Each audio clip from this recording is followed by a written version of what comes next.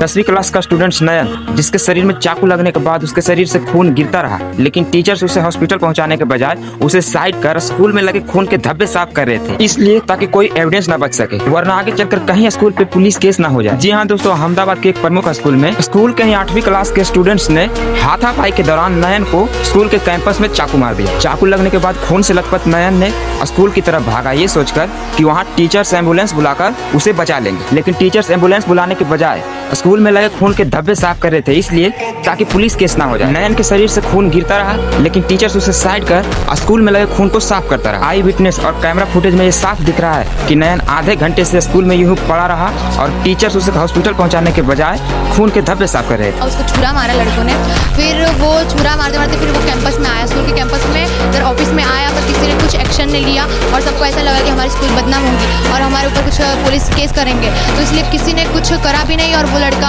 तड़प रहा था, जो खून बह रहा था उसका पेट में से सब, जो भी किसी ने मतलब सपोर्ट भी नहीं किया, उसको इन्वॉल्व भी नहीं हुआ और एम्बुलेंस भी नहीं बुलाई थी। उसकी मम्मी आई तब उसको और वैसे ही लगातार नॉन स्टॉप आधे घंटे तक यूं ही उसके शरीर से खून गिरता रहा, लेकिन ना ही टीचर्स और ना ही वहाँ का कोई कर्मचारी उसे हॉस्पिटल पहुँचाया। फिर आधे घंटे बाद नयन की माँ आई और वो उसे ऑटो रिक्शा में बैठाकर हॉस्पिटल ले गई, लेकिन अफसोस वो हॉस्पिटल पहुँचने के पहले ही मर चुका था और डॉक्टर का कहना था कि ओवर ब्लीडिंग से इसकी मौत हुई है। अगर ये पहले आते तो शायद बच सकता था। एक बार फिर ऐसे भ्रष्ट टीचर की वजह से एक होनहार स्टूडेंट्स की मौत हो गई। तो अब बात करते हैं उस स्टूडेंट्स के बारे में जिसने नयन को चाकू मारा, और ऐसी क्या वजह थी और दुश्मनी थी कि उसे चाकू मारना पड़ा। तो देखिए, ये उसी मर्डरर का इंस्टा चैट है जो मर्डर करने के बाद अपने दोस्त से बात कर रहा था और चैट वायरल हो गया। मैं चैट स्क्रीन पे डाल रहा हूँ, आप खुद ही पढ़ लीजिए।